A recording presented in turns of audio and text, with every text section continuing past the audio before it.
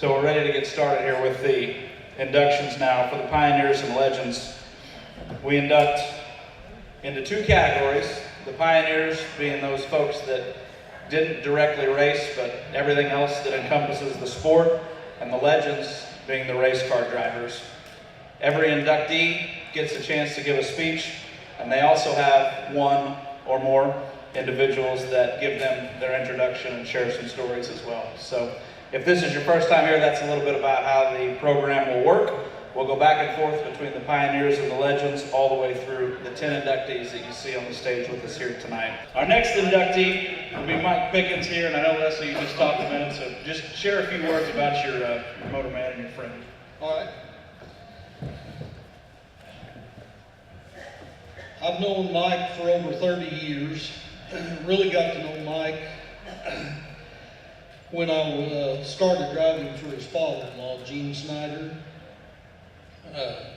Way back then, he had a full head of hair and was skinny.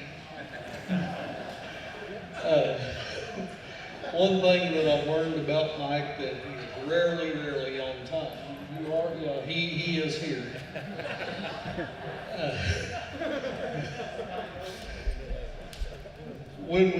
One thing that he really seemed to enjoy, when I was driving for Gene, when we washed the car and the pit mat and got everything ready, he'd bring his dog Dozier down and let the dog loose, and it'd come and pee on our pit mat that we just cleaned up, and he really got a kick out of that.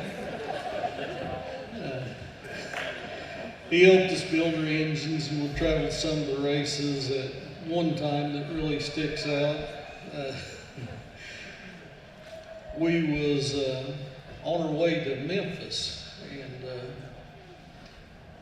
we're driving along there, and here comes a cop, stops Mike and walks up to the door, and first words out of Mike's mouth is, "Why did you stop me? I was running 55.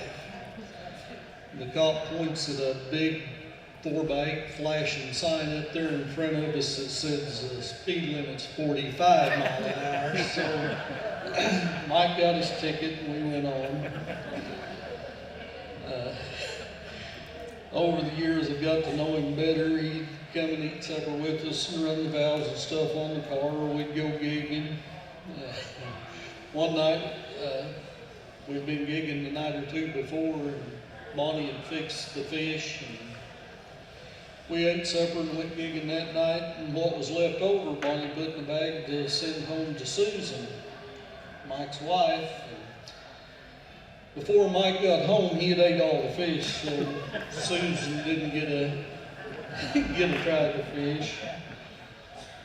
When Gene retired, Mike took over the machine shop, and he's built a lot of engines for us over the years.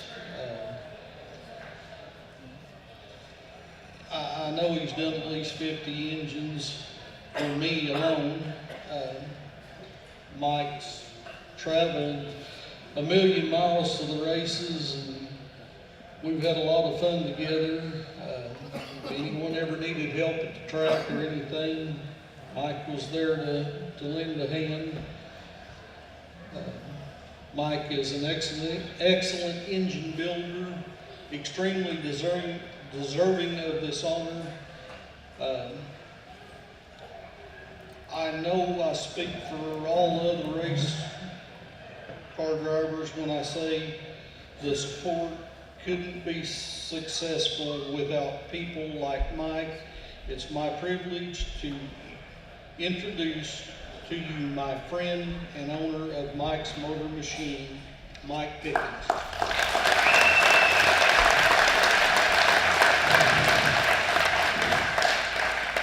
Thank you, Leslie.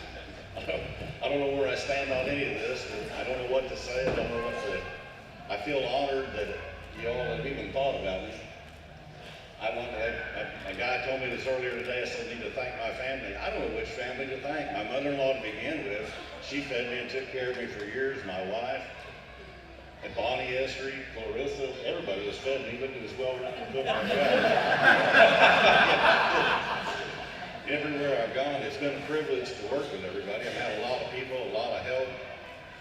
I found out today, I thought I was a help for a lot of people. I found out today that, you know, if they weren't laughing with you, they were laughing at you. I found out for like 40 years now, people have been laughing at me, not just with me. Keith Henson, one time we went to Eldora, and he fixed this huge steak for me, and everybody else got a steak. All the trimmings and everything with it, worked the racetrack, and Leslie picks a pot of coffee and gives you some chocolate chip cookies. I'm just full up to here. I get up, I can't go any further. I go back to the trailer, I sit down in a lawn chair in front of the fan. I wake up about 15 minutes later, I'm assuming. I've got this big clown tie tied to my overalls. They're getting ready to dump baby powder out into that fan that I'm sitting there in front of enjoying. That's my buddies. That's my buddies. I love them all, but to hell with them sometimes. I feel very honored that anybody has even thought of anything. There's a guy out at the shop, Clayton Land. He keeps me honest on a lot of things. We don't agree on everything, but we've been making some good power occasionally, and I want to thank him. I want to thank Doug Long, John Ornsby, Baker, all these guys that we run all over the country with. We worked our asses off, but we had a good time. It's a big family deal. Your family overlaps one another, and it's just been a great time. Another story I've got a long time ago when I knew I was getting into the right thing. It was probably 1978 or 9. There was a buddy of mine I worked with, Danny Bolton, out of Reliable Chevrolet. He worked on Jake Deamer's car. The races are going, there's a flying 50. Roger Chisholm was out there. I think he was racing against Kenneth Essary. And all of a sudden there's a lap or two, and Danny Bolton looks up there and he goes, look at them two people down at the end of the stands. They're standing up, their arms are in the air, screaming and hollering. I looked up, it's my mother-in-law and my wife. I didn't ever tell him that. We just knew it was all in the right thing. Everybody was for everything. Gene Snyder gave me the opportunity to work with David Goldsberry, Robert Chisholm, Skip Thompson, Leslie Essary, a lot of good people. I didn't really know anything. I just kind of hung out and had a good time. I appreciate the good time. I appreciate you even thinking me on this. I think there's a lot of people more deserving than me. I'm honored. I don't know what else to say. I'm not a public speaker, but thank you all for everything. Thank you.